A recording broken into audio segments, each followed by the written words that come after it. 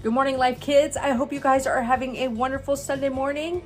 We are continuing our series on patience, and today we're learning about how we have patience sometimes, and sometimes it's hard to go through things and realize that it's a journey, and we need to be patient on God and realize that He is with us.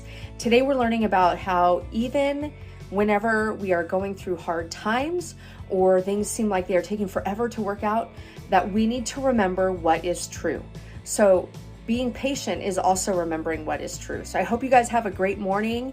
I love you all. If you have not heard about Easter yet, we're having Easter on our parking lot, our church parking lot, and we would love to see you guys there. And I have some goodies to be passing out to you guys. So if you talk to your parents and they want to come, have them sign up on our Life Church page. So I hope to see everybody there, and I love you guys. Have a wonderful Sunday morning.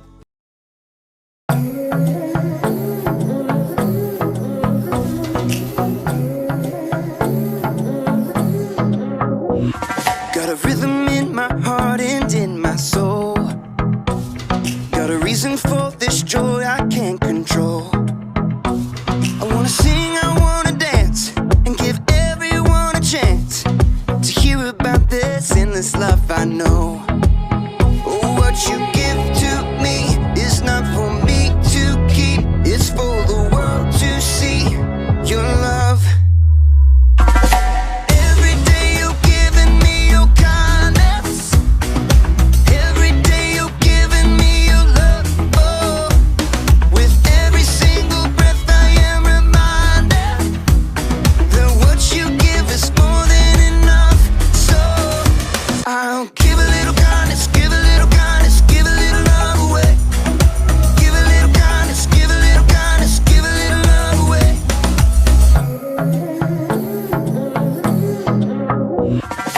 Yeah, you make me shine, you make me glow. You pick me up when I am feeling low. I wanna sing, I wanna dance, and give everyone a chance to hear about this endless love I know. What you give to me is not for me to keep, it's for the world to see your love.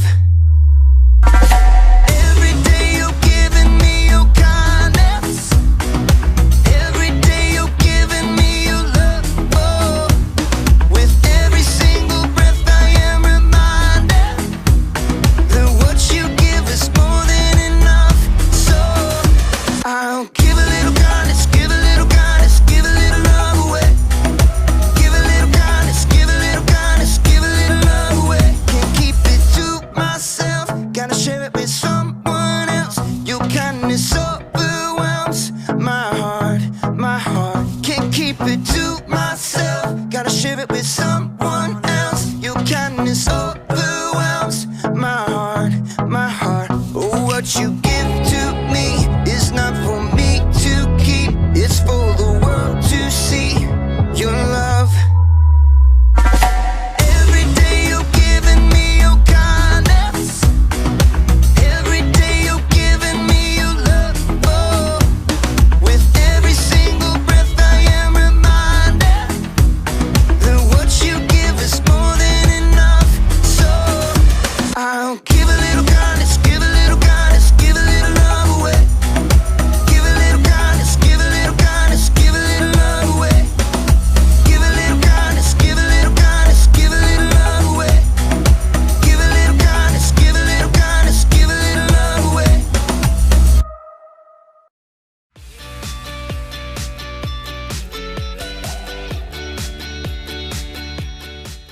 Order up, my friends. It's me, Graham. And today, I'm serving up a delicious dish that's gonna make you jealous. Safety first. Double chocolate chip cookies. Taste test time.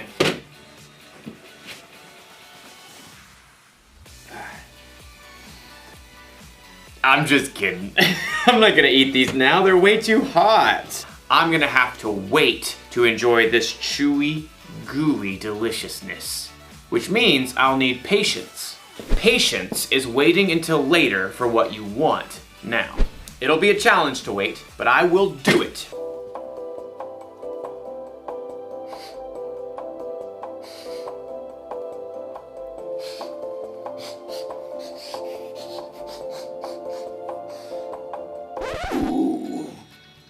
Do you smell that? Well, no. You wouldn't. So, let me try and describe the smell for you. Imagine you're walking along a beach made entirely of chocolate. The chocolate ocean is waving nearby. And as you breathe in, the air is a warm chocolate breeze. That's what it feels like to be in the presence of these cookies. Maybe just one bite. No! No cookies! Oh, I've got to think about something else. Light, vegetable oil, mannequin, crock pot, cookies. No! Ah! Time to put these away. There. Now it will be easy to wait.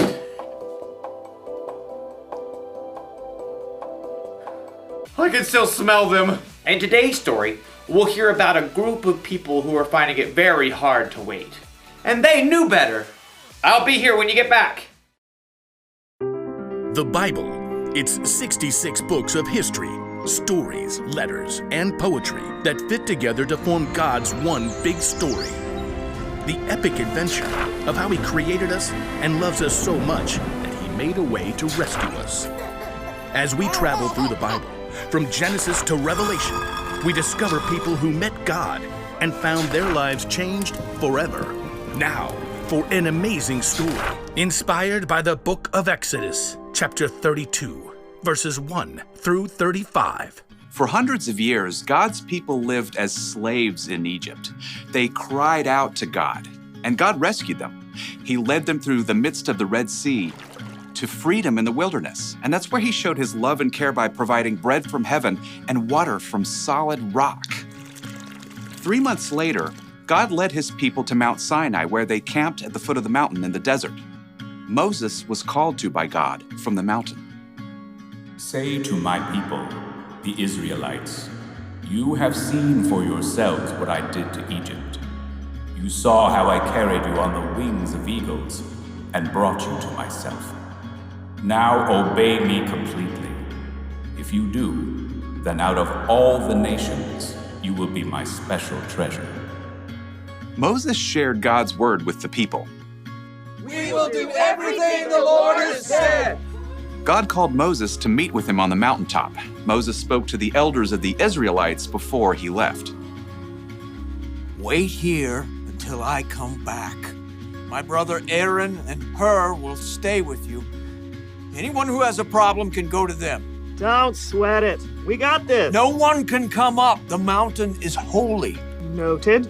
I'll see you soon-ish. Have fun storming the mountain. As Moses and his assistant Joshua began to climb the steep slopes, the glory of God settled on Mount Sinai like thick cloud and burning fire. I will give you stone tablets. They contain the law and commandments I have written to teach the people. Moses stayed within the cloud on top of Mount Sinai, talking with God for 40 days and nights. Meanwhile, back at the camp, the Israelites were growing restless. I'm so, over this desert camping thing. That Moses seems kind of unreliable to me. Yeah, what if he's making up all the God stuff? You know, besides the cloud and the Red Sea and food from heaven and all that. He's certainly taking long enough. Hey, Aaron, where's your brother? Aaron shrugged and pointed to the cloud that hovered over the mountain. You know as much as I do. We need someone to really take charge. A God we can see, a God who will lead us. Keep talking, bro. Good point. Moses may have brought us out of Egypt, but he's just disappeared. Poof. What are you gonna do, Aaron? Aaron was tired of the people's complaining, so he buckled under pressure. Haha, give me all your gold jewelry. Aaron took all the gold the people brought him and melted it down. Then he shaped it into the form of a golden calf. Israel, here is your God who brought you out of Egypt.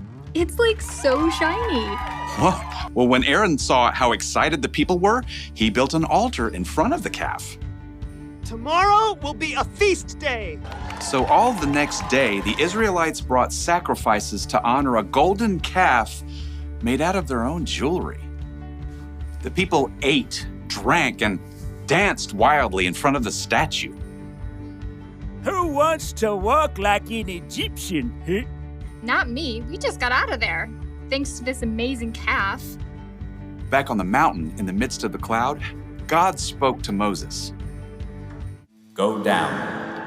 Your people you brought up out of Egypt have become very sinful. They have turned away from what I commanded. Heartbroken, Moses and Joshua made their way back down the mountain. Moses carried 2 heavy stone tablets covered with the laws God had given. The 2 men stopped in their tracks. Wait, is that the sound of war? It's not the sound of winning or losing. That's singing. Moses and Joshua picked up their pace, scrambling down the mountainside. As they approached the camp, Moses saw the golden calf. Dazzling in the sunlight, the Israelites danced wildly around it. Inconceivable! Moses was so angry, he took the stone tablets and hurled them to the ground. Stop! Stop this at once!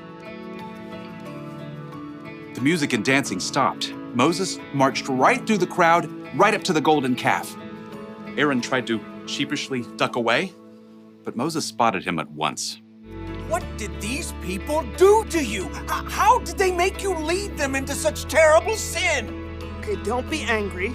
You know how these people are. They said, make us a god to lead us. And then they gave me their gold jewelry. And I threw it into the fire, and out came this calf. Aaron couldn't look his brother in the eye. They both knew the true story. Why didn't you wait for me? The people are running wild. We've become a joke to our enemies. Moses toppled the golden calf into the fire to burn. Then he ground the golden calf into a fine powder and scattered it on the water. Drink it, all of you. This is hard to drink. Oh, my stomach feels downright awful. God helped his people over and over, but when they had to wait, they forgot his goodness. They chose their own way, and the consequences weren't so golden.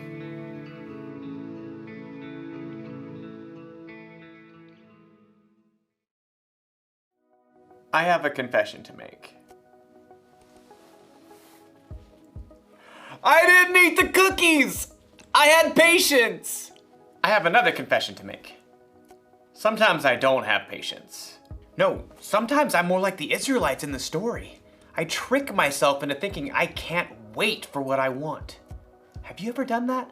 Have you ever eaten a snack when you weren't supposed to because you couldn't wait until dinner? Have you ever found the secret hiding place for presents because you couldn't wait until your birthday to find out what you got? A lot of us have done those things even though we know better.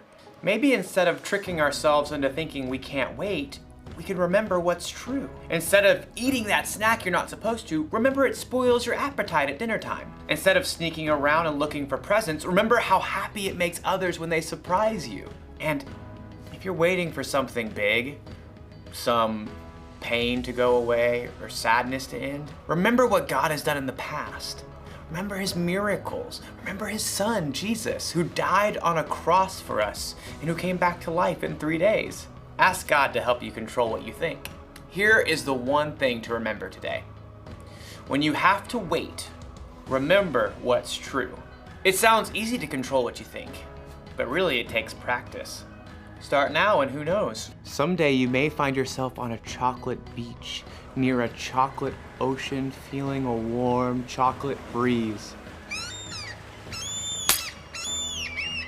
Ew, chocolate seagull.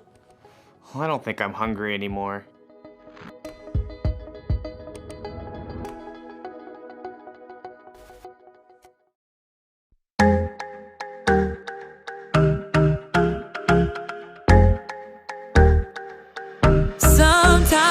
hard to wait for all the things that I want.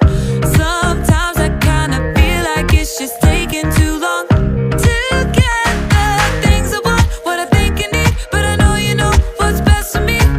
I'm gonna live what I believe. I'm gonna wait, cause I know you're still working. I'm gonna have patience, cause it'll be worth it. I'm gonna have faith, I know you have a purpose. I'm gonna wait, cause I know you're still working on me. Still working on me. I know that sometimes I just need to slow down and trust that you are working all of this out. You know the things I want, what I think I need, but I know you know what's best for me. I'm gonna live what I believe. I'm gonna wait, cause I know you're still working. I'm gonna have patience, cause it'll be worth it. I'm gonna have faith, I know you have a purpose. I'm gonna wait, cause I know you're still working on me. Still working on me. I'm gonna hold up, slow down. I'm gonna trust that you're working it out. I'm gonna hold up, slow down. I'm gonna trust that you're working it out.